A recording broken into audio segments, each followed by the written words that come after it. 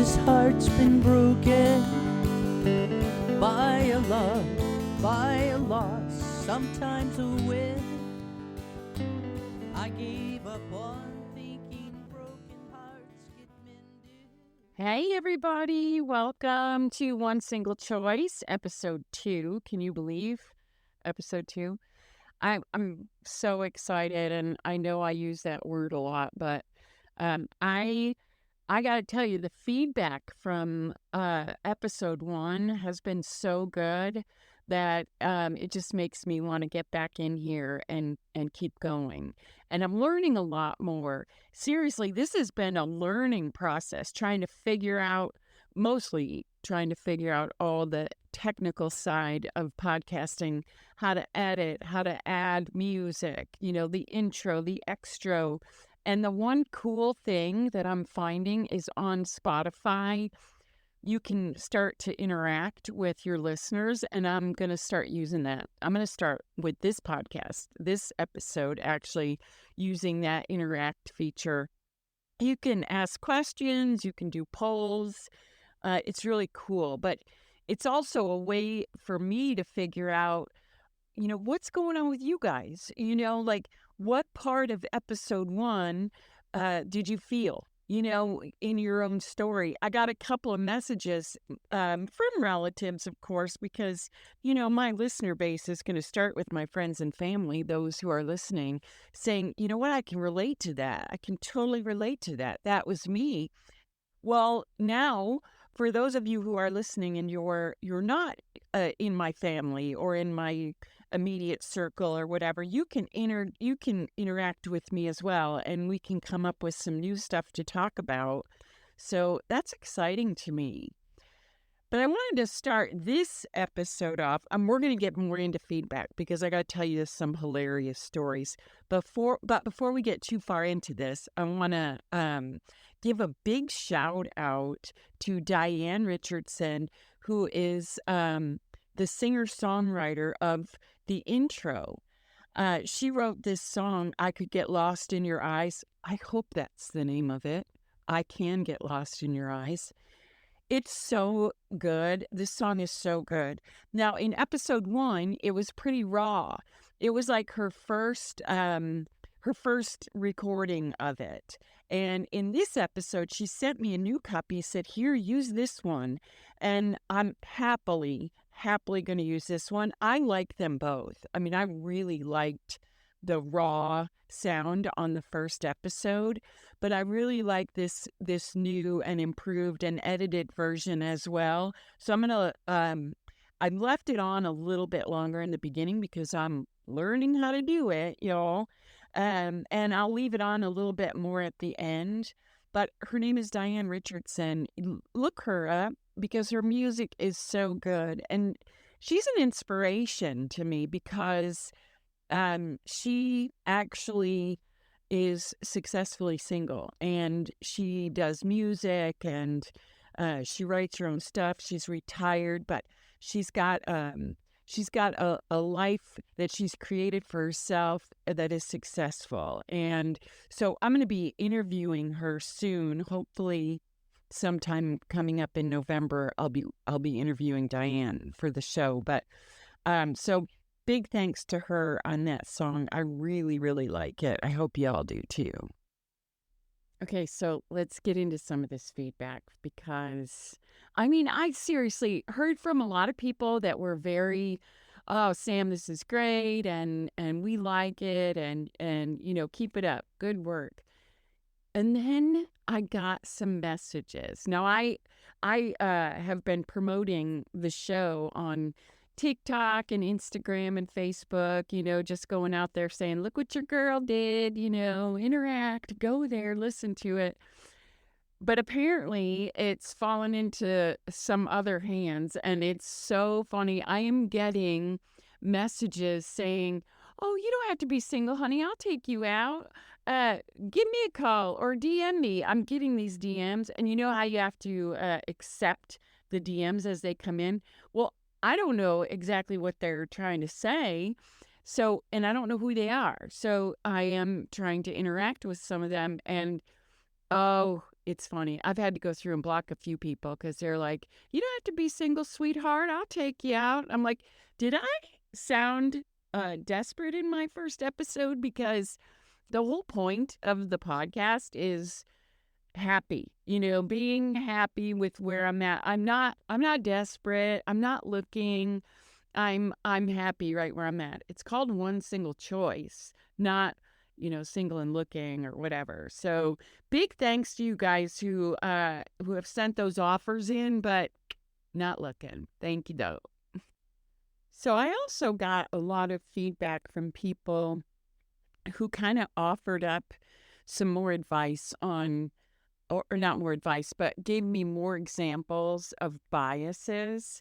And here's a really good one. And you know what? I didn't even think of this one because it's never really happened to me. But the reason it didn't happen to me was because I worked for the government.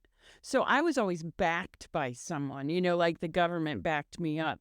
But if you are recently divorced or you're single, there is a major bias. It's a housing bias. So I never even thought of this, but a lot of renters, they don't want to rent to single people. And I didn't even think about it, but there's this perception that, maybe you don't make enough money as a single. There's more money when you've got two of you, right?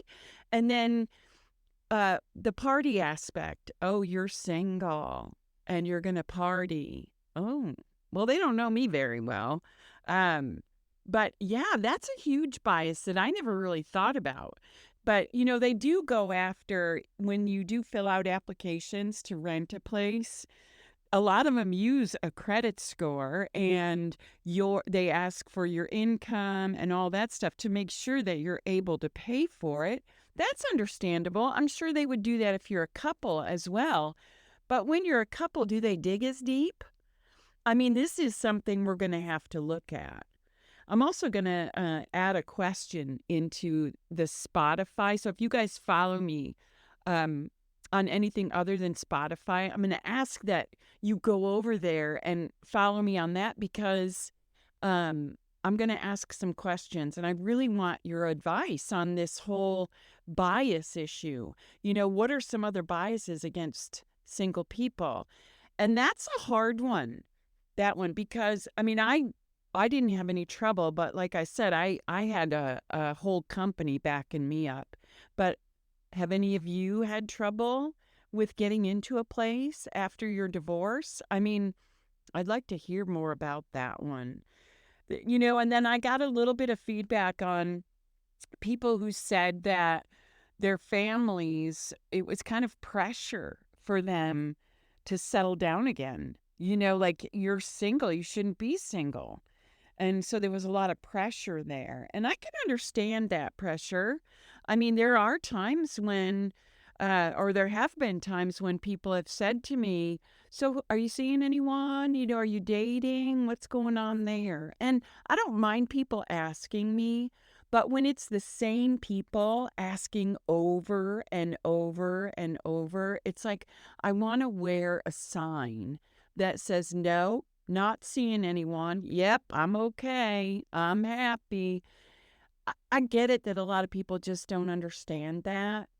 And it's different for everyone because if you're the kind of person that you're only happy when you're sharing your life with someone, I get that. But I'm just not that person. I do share my life with a lot of people. In fact, I want to tell you about this past weekend. We had, well, I say we, but my kids, all three of them, had a party for their dad, my ex-husband, for his 60th birthday. And we were all out there, and I just felt really good about where we are as a family. My ex-husband is remarried, and his wife is awesome. I really like her, and my kids have accepted, and they like her as well. And I'm just so proud of us and where we are as a family. So I just wanted to share that because there's a lot of people who are going to say, I don't know if I'll ever get to the spot where I can forgive my ex-husband or be able to he's an ex, right?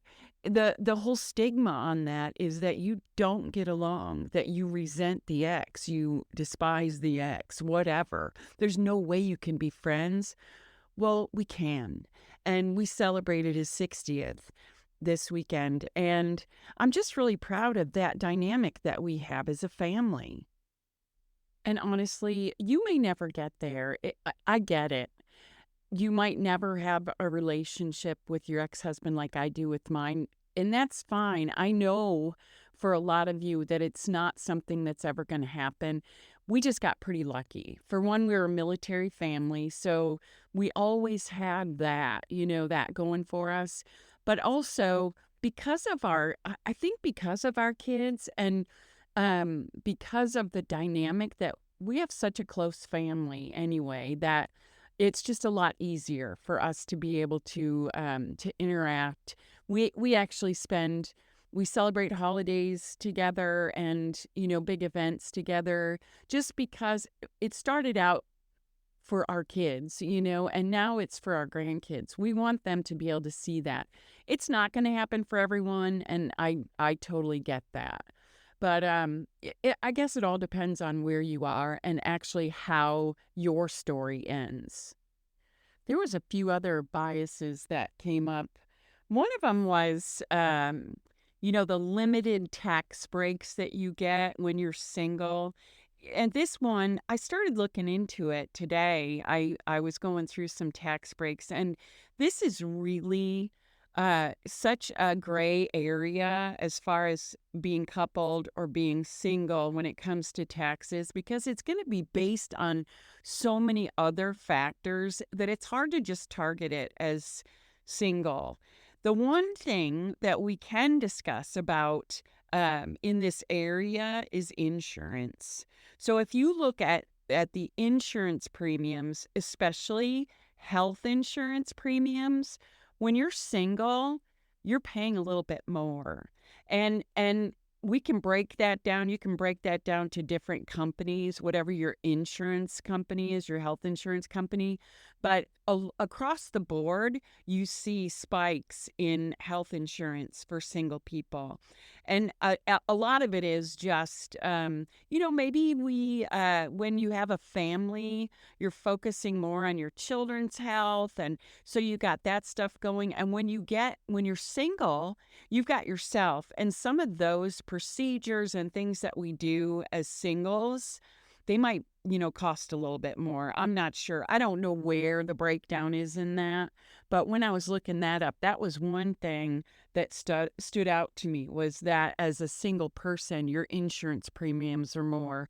I'd be curious. I'm going to look into car insurance and that kind of stuff to see if there's a difference in that as well. I'm sure there probably is. I just never really thought of that, of car insurance being more for a single person. But one of the things, I was talking to some friends at the ex's birthday party this weekend, and they were talking, and so a couple of things were brought up, like phone plans and cable and stuff like that.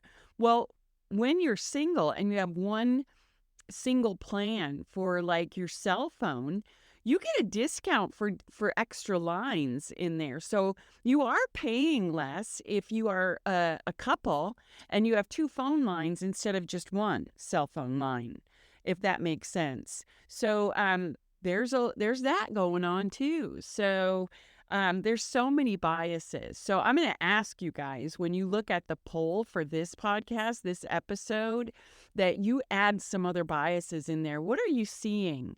What are some of the things that you can pinpoint? I mean, in the first episode, I talked a little bit about the travel industry, but I didn't dig deep into that because I'm actually actively looking for someone to interview in, let's just say, the cruise industry, okay?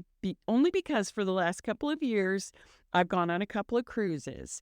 And I can tell you that as a single person, if you go on a cruise by yourself, you're paying double occupancy. Now, there are a couple of cruise lines out there that have some cabins, and I'm talking Out of thousands and thousands of cabins, they have 6 that are for single people. Okay. And these are interior cabins, no windows, no creature comforts, very small bathrooms, very small showers, very small beds. I mean, this is where we are. So we're gonna dig deeper into that. I'm looking for someone to interview in the cruise industry, because if you don't plan like so far ahead to go on this cruise by yourself as a single person, and you know what? Sometimes we like to travel alone. I know I like to travel solo sometimes. It is so refreshing. I went to Vegas a couple of times by myself. This was years ago when we still lived in Germany. My kids were a little bit older, and I went to Vegas. My parents lived a couple of hours from Vegas. So I flew in there and I was by myself. I got a hotel room. I slept during the day, went to the spa. I went and gambled at nighttime, and I pampered myself for those few days. Traveling solo is so revitalizing. It's cathartic. I really enjoy it. Now, it's fun to go with a group of people as well. And I did that. I went on a cruise last year with a friend of mine, and we had so much fun. We did the same things. I mean, we relaxed, we read, went to the spa, did all that. And we paid a lot less because we got a room with double occupancy. But seriously, if you are single, you're going to pay more. That's just all there is to it. So yeah, I'm really excited. I might call up my my travel agent, who is she works for Carnival Cruises. I might call her up and see if she'll just do an impromptu interview with me, just so we can kind of talk about the differences. And I mean, I understand the reason why, if it's, they've got these cabins and they really want 2 people to be in there so that they can capitalize on, 2 drink packages, or, couples photos, or, the newlywed deal, all that. But I just want to kind of get their take on it and see what's going on here. Why are we discriminated against because we're single? And if it can even be called that, because it may not even be a thing. But double occupancy is not just for cruises either. There are some hotels that, now most of the time you're paying just for the hotel room, and you can have other people stay there. You have to put their name on it. But there are times when you're paying double occupancy. You pay by the person. I've done that before. So, yeah. So I'm curious to see. I'm going to see if I can get her to do an impromptu phone call with me. So anyway, in the first episode, I told you guys about my interview with my niece, Sarah. And so what I'm going to do for you today is I'm going to play that interview. It's pretty short. It's only about 12, 13 minutes. But I wanted to give you some insight into the younger person's perspective on being single and looking and happiness, because I don't want this to just be where people think, oh, it's this grumpy old lady that's on there. I'm not grumpy, by the way. I am happy. But I want you to get her perspective just for a little bit. And then I want to apologize right out of the gate for the sound quality. It's missing a few words and it's a little bumpy, because we did this interview in my car, and it was just a last minute decision. Hey, can I interview you? Sure. So it's kind of off the cuff, but it's really good and it's raw. So I'm just going to let you guys take a listen, and then I'll be back at the end. Hey, everybody, it's Sam.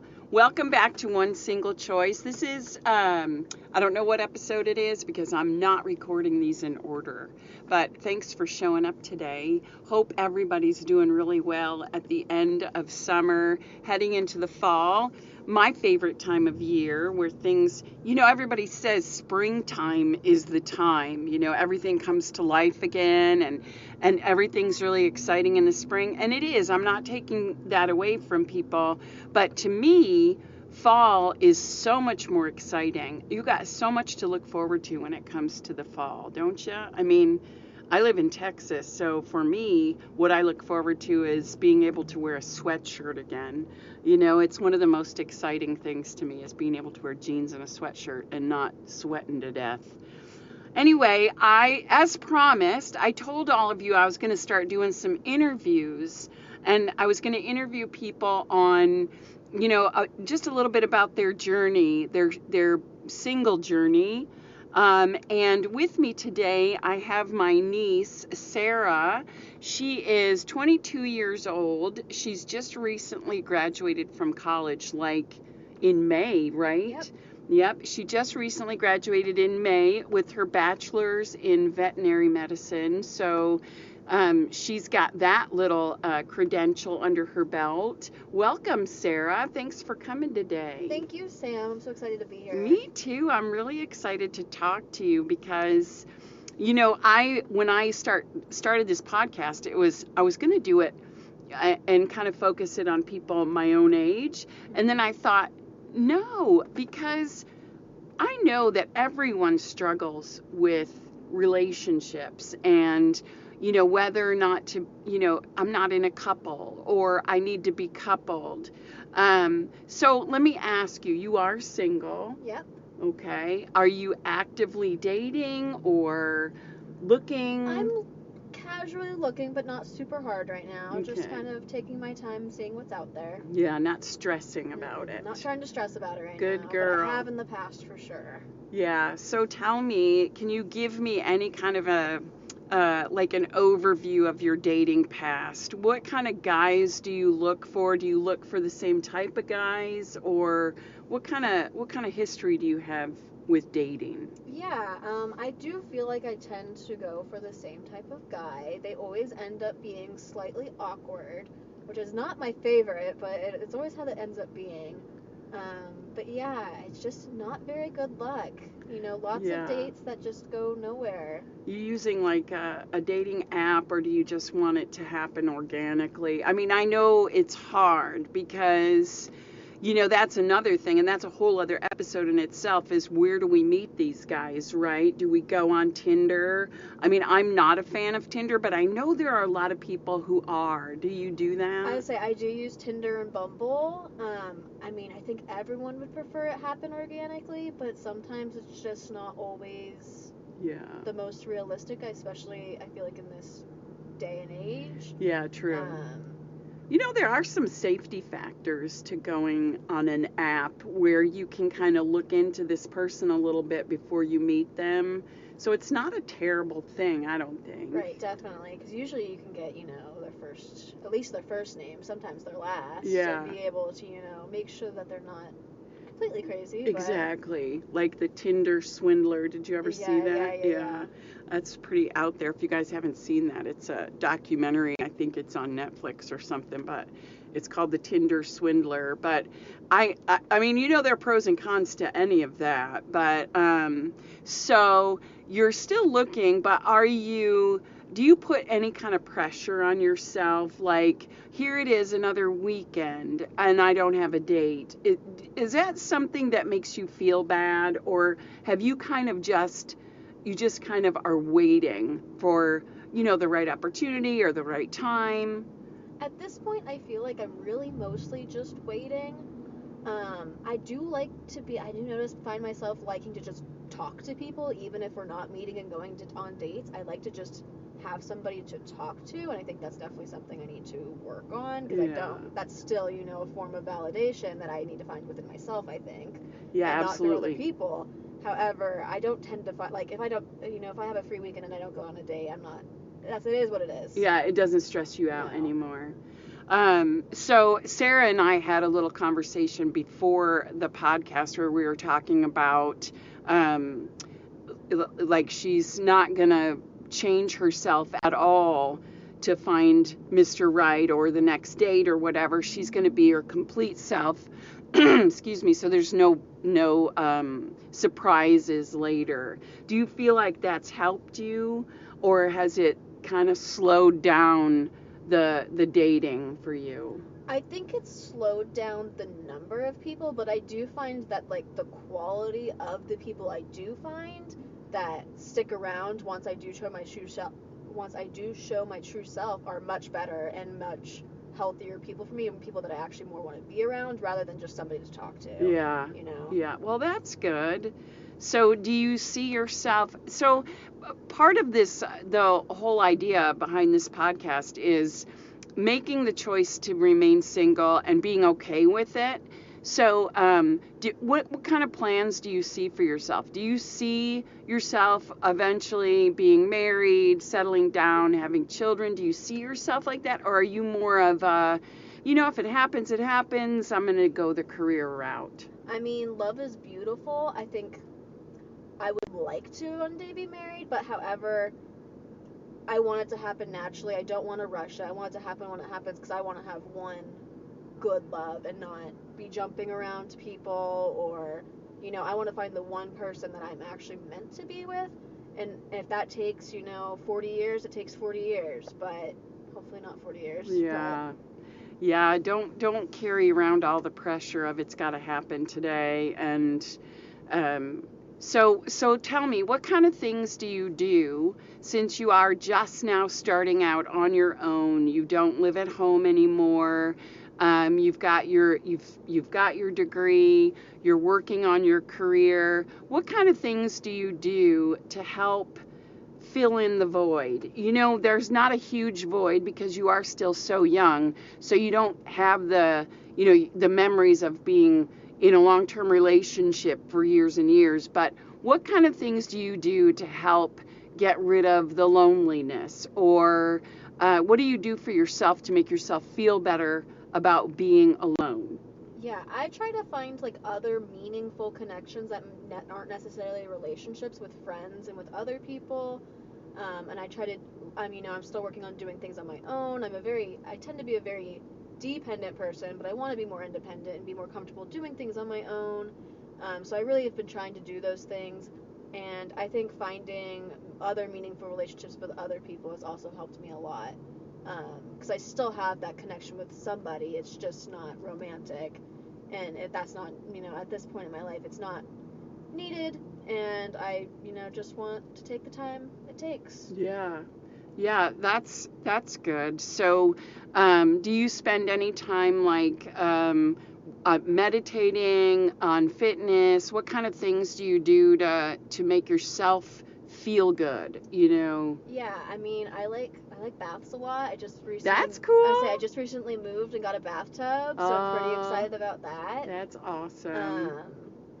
And just making sure I spend time for myself as well, and not always spending time with other people, because that's something I also tend to do, is just always be around someone. Yeah. And I think it's important to also make sure I give myself that alone time, in bed, and whether it's the bath or wherever. Yeah. Just to have that moment. I also do enjoy reading sometimes when I can.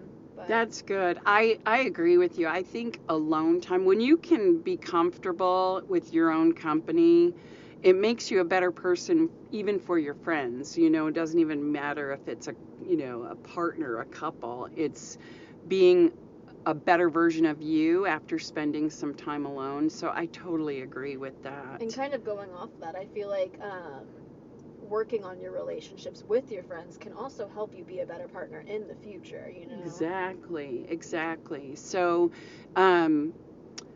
when you go out with your friends, are your friends coupled? Are they single?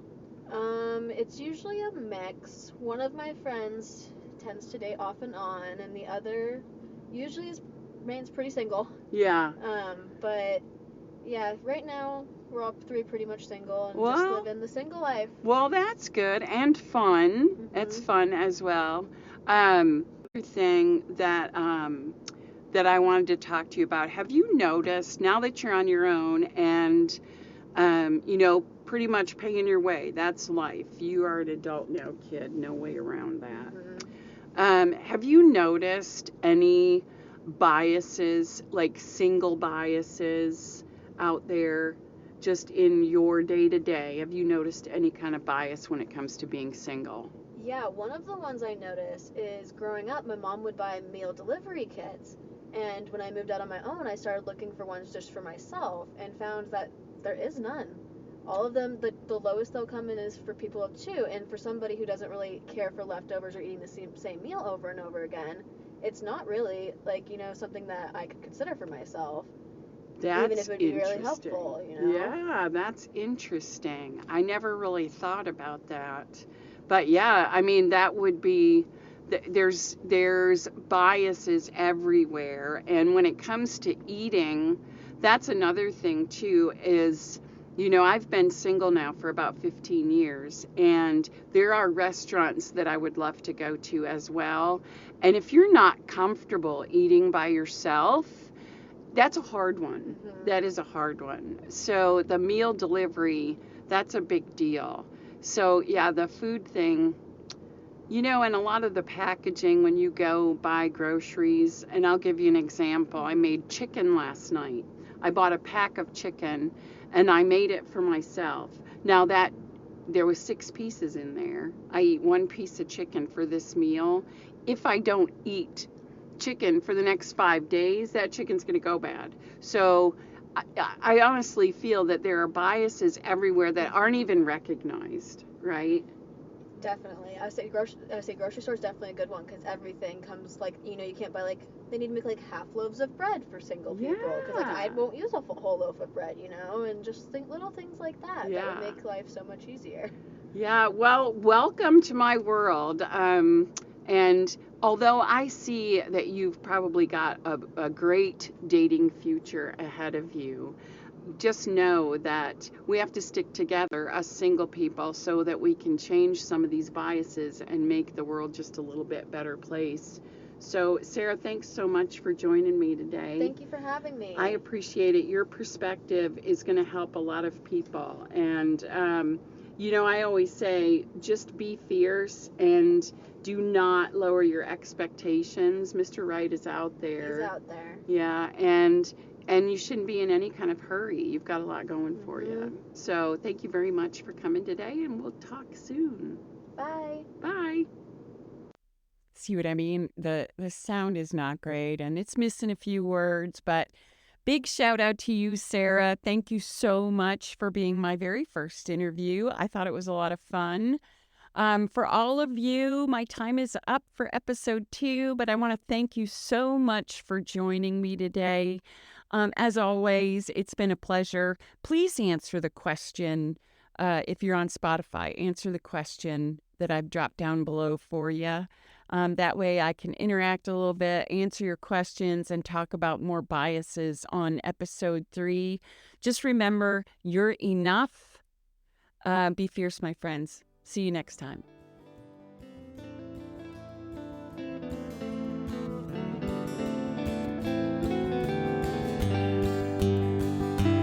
I can't count how many times this heart's been broken.